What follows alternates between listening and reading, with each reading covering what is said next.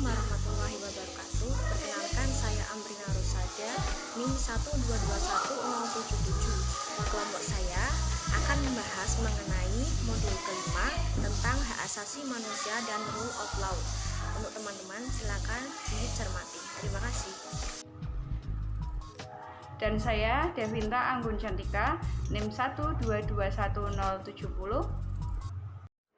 Berikutnya hak asasi manusia atau HAM. Hak asasi manusia atau HAM adalah seperangkat hak yang melekat pada hakikat dan keberadaan manusia sebagai makhluk Tuhan yang Maha Kuasa dan merupakan anugerahnya yang wajib dihormati, hukum, pemerintah, dan setiap orang demi kehormatan serta perlindungan harkat dan martabat manusia.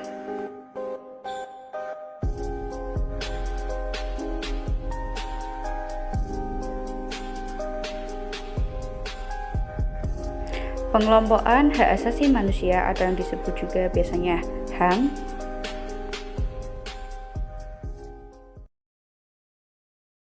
Pengelompokan hak asasi manusia atau HAM, pengelompokan HAM di dunia internasional mencakup hak sipil dan politik, hak ekonomi sosial dan budaya, serta hak pembangunan. Hak-hak tersebut bersifat individual dan kolektif. Dan hak sipil dan politik mencakup sebagai berikut, antara lainnya yang pertama, hak untuk menentukan nasib sendiri, yang kedua hak untuk hidup, ketiga hak untuk tidak dihukum mati, yang keempat hak untuk tidak disiksa, yang kelima hak untuk tidak ditahan sewenang-wenang, dan yang keenam hak atas peradilan yang adil. Lanjut tentang hak ekonomi sosial dan budaya.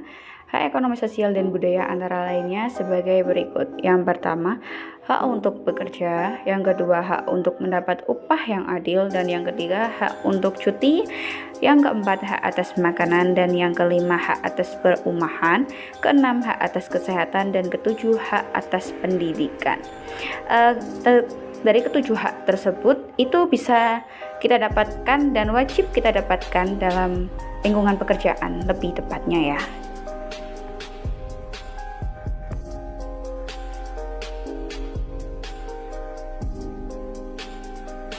Berikutnya, lanjut ke hak pembangunan. Hak pembangunan mempunyai 3 hak berikut, antara lainnya yang pertama, hak untuk memperoleh lingkungan hidup yang sehat, yang kedua, hak untuk memperoleh perumahan yang layak, dan yang ketiga, hak untuk memperoleh pelayanan kesehatan yang memadai.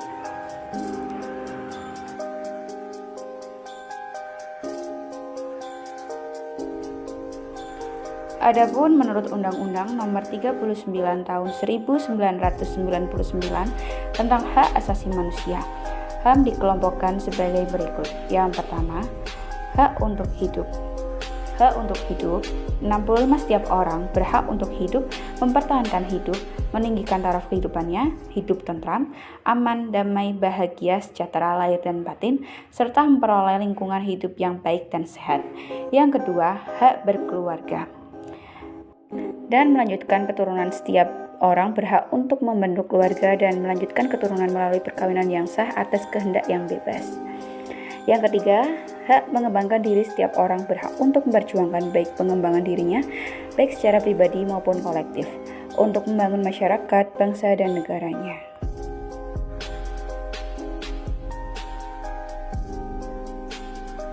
Yang keempat, hak memperoleh keadilan. Setiap orang tanpa terkecuali berhak untuk memperoleh keadilan dengan mengajukan permohonan, pengaduan, dan gugatan, baik dalam perkara pidana, perdata, maupun administrasi, serta diadili melalui proses peradilan yang bebas dan tidak memihak, sesuai dengan hukum acara yang menjamin pemeriksaan secara objektif dan oleh hakim yang jujur dan adil untuk memperoleh keputusan adil dan benar.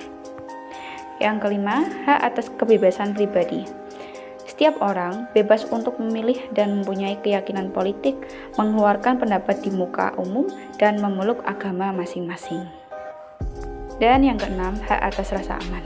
Setiap orang berhak atas perlindungan diri pribadi, keluarga, kehormatan, martabat, hak milik, rasa aman dan tentram, serta perlindungan terhadap ancaman ketakutan untuk berbuat atau tidak berbuat sesuatu. Dan yang ketujuh, hak atas kesejahteraan.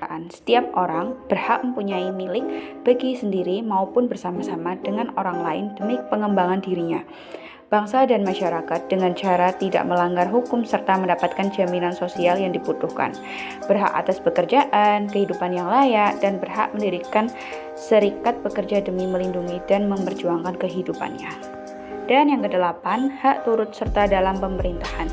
Setiap warga negara berhak turut serta dalam pemerintahan dengan langsung atau perantara wakil yang dipilih secara bebas dan dapat diangkat kembali dalam setiap jabatan pemerintahan. Dan yang kesembilan, hak politik. Seorang berhak untuk memilih, dipilih, diangkat dalam jabatan, profesi, dan pendidikan sesuai dengan persyaratan dan peraturan perundang-undangan.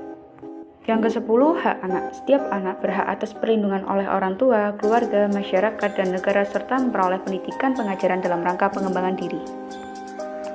Dan tidak dirampas kebebasannya secara melawan hukum. Berikutnya kita lanjut tentang rule of law.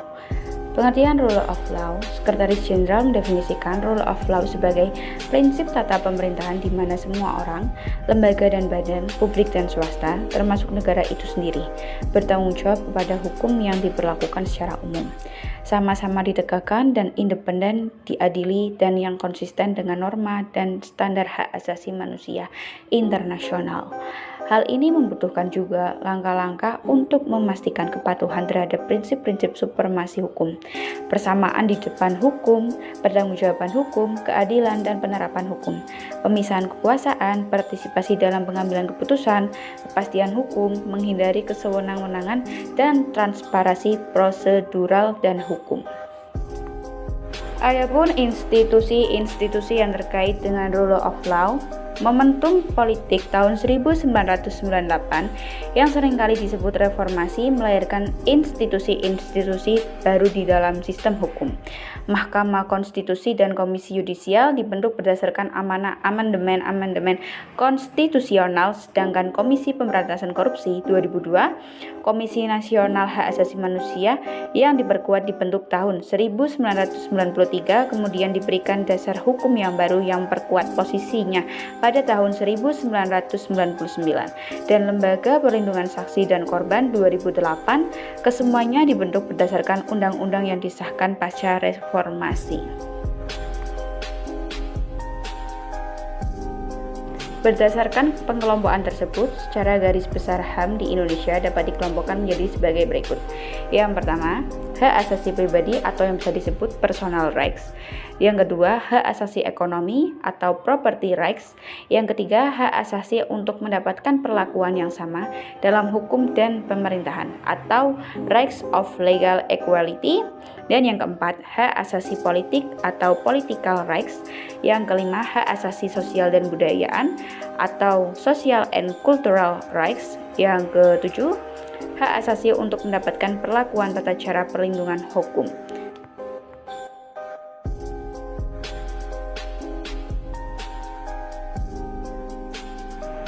Adapun institusi-institusi tersebut, ada 9 institusi yang sangat relevan dengan isu-isu negara bagi hak asasi manusia, yaitu yang pertama Mahkamah Agung atau MA, yang kedua Mahkamah Konstitusi atau MK, yang ketiga Komisi Yudisial atau KY, yang keempat Kejaksaan Agung atau Kejagung, yang kelima Komisi Nasional Hak Asasi Manusia atau Komnas HAM, yang keenam Pengadilan Hak Asasi Manusia, yang ketujuh Lembaga Perlindungan Saksi dan Korban atau LPSK, yang kedelapan Kepolisian Republik Indonesia atau Polri, dan yang kesembilan Komisi Pemberantasan Korupsi atau KPK.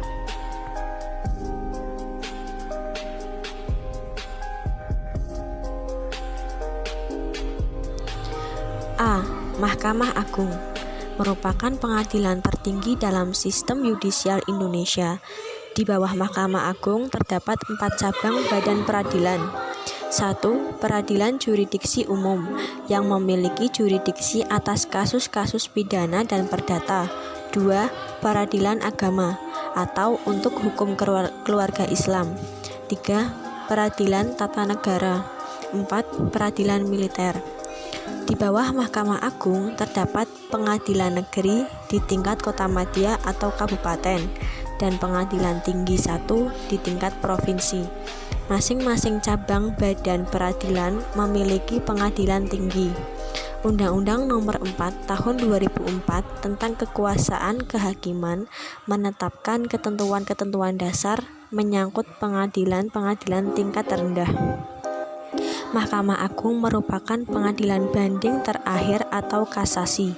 Mahkamah Agung memiliki kewenangan untuk menentukan apakah suatu kasus akan diperiksa kembali atau hanya sebatas pemeriksaan atas putusan-putusan pengadilan tinggi atau putusan-putusan yang ditetapkan oleh pengadilan tinggi dalam lingkup peradilan umum, khusus, tata usaha negara, dan militer yang dapat dikasasi ke Mahkamah Agung.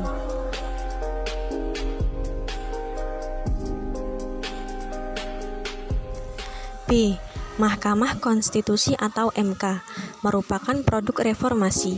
Kewenangan dan tanggung jawabnya termasuk memeriksa konstitusionalitas undang-undang terhadap konstitusi, memutus sengketa kewenangan lembaga-lembaga negara yang kewenangannya diberikan oleh konstitusi, memutus pembubaran partai politik, dan memutus perselisihan tentang hasil pemilu.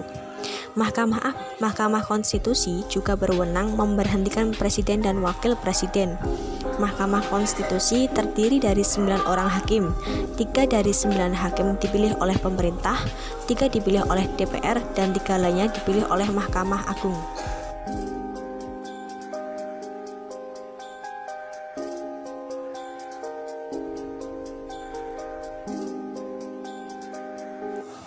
C. Komisi Yudisial atau KY.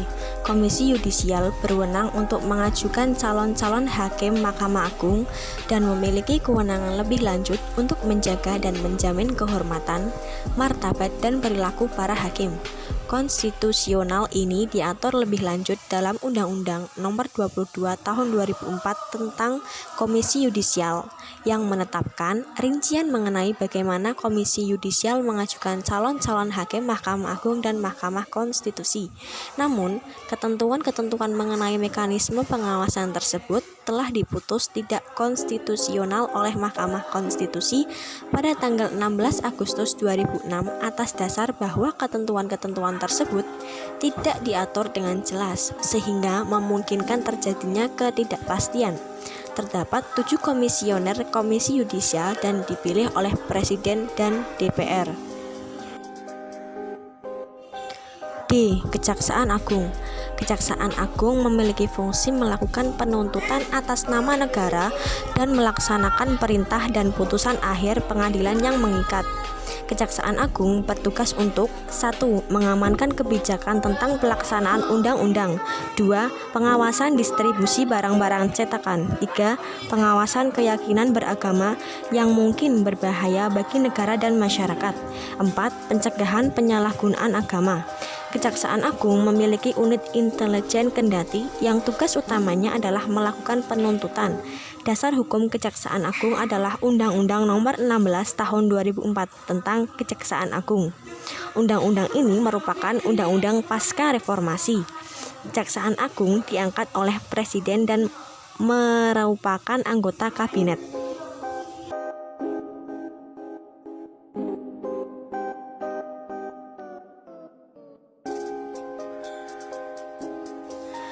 E. Komisi Nasional Hak Asasi Manusia atau Komnas HAM dibentuk berdasarkan Peraturan Presiden Nomor 50 Tahun 1993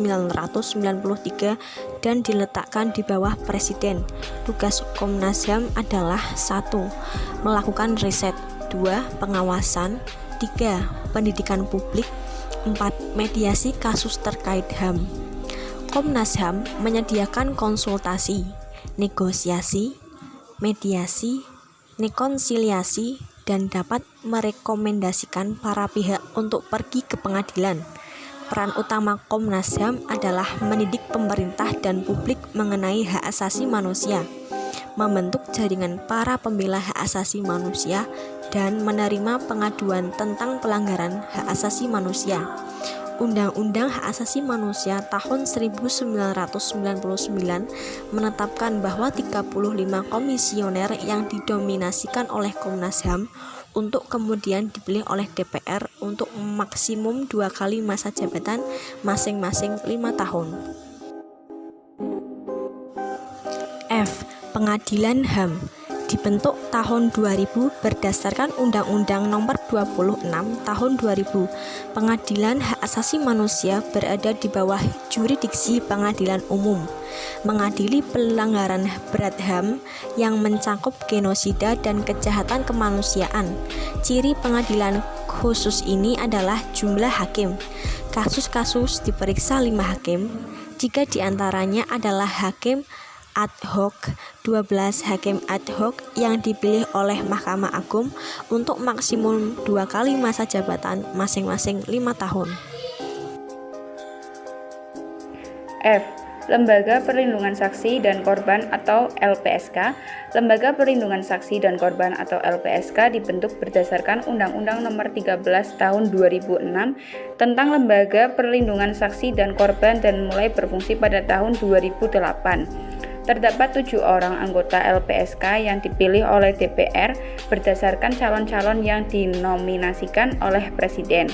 Pada bulan Desember 2009, LPSK menandatangani Memorandum of Understanding atau MOU dengan Komnas HAM untuk membentuk sebuah komite bersama untuk merumuskan pedoman teknis tentang perlindungan para korban pelanggaran Kepolisian Republik Indonesia atau Polri.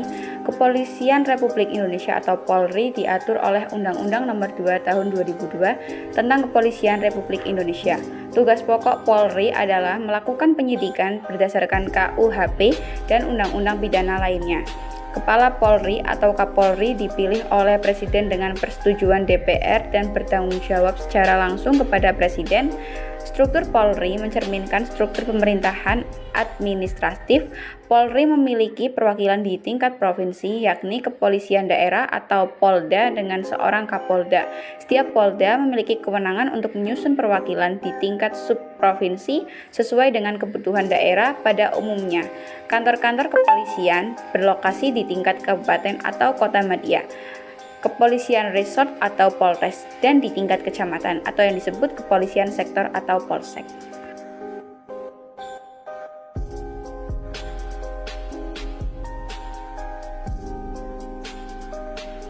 H.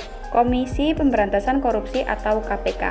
Komisi Pemberantasan Korupsi atau KPK dibentuk berdasarkan Undang-Undang Nomor 30 Tahun 2002 tentang Komisi Pemberantasan Korupsi dan mulai berfungsi pada tahun 2003. KPK berhubungan dengan pencegahan dan investigasi korupsi dan juga penuntutan terhadap kasus-kasus korupsi yang melibatkan aparat penegak hukum, penyelenggara negara, dan orang lain yang ada kaitannya dengan tindak pidana korupsi yang dilakukan oleh aparat penegak hukum atau penyelenggara negara, mendapat perhatian yang meresahkan masyarakat dan atau menyangkut kerugian negara paling sedikit 1 miliar rupiah atau sekitar 114 US dollar.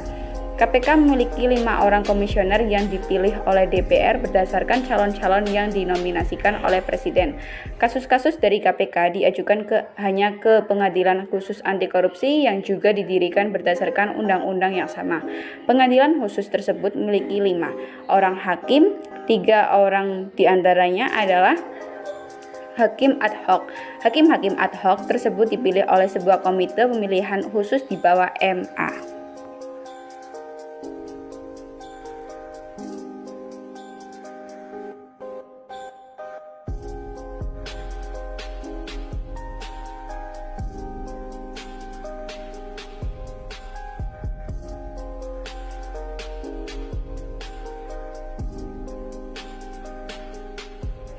Kesimpulan dari yang kita bahas mengenai tadi, kesimpulan hak asasi manusia atau HAM merupakan pergumulan penyelenggaraan kehidupan berbangsa dan bernegara atau pergumulan politik dan etika yang erat hubungannya dengan harkat dan martabat manusia.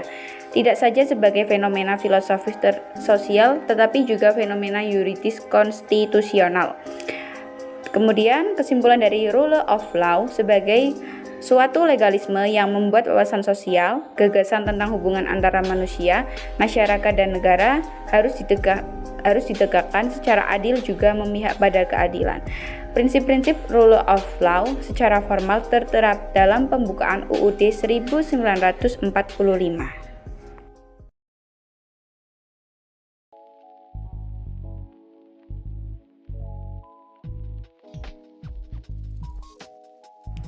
Terima kasih atas perhatiannya. Kurang lebihnya mohon maaf. Demikian akhir presentasi dari kelompok kami. Semoga apa yang kelompok kami sampaikan bisa dicerna oleh teman-teman sekalian dan bisa dipahami. Semoga bermanfaat untuk kita semua. Kurang lebihnya mohon dimaafkan. Wassalamualaikum warahmatullahi wabarakatuh.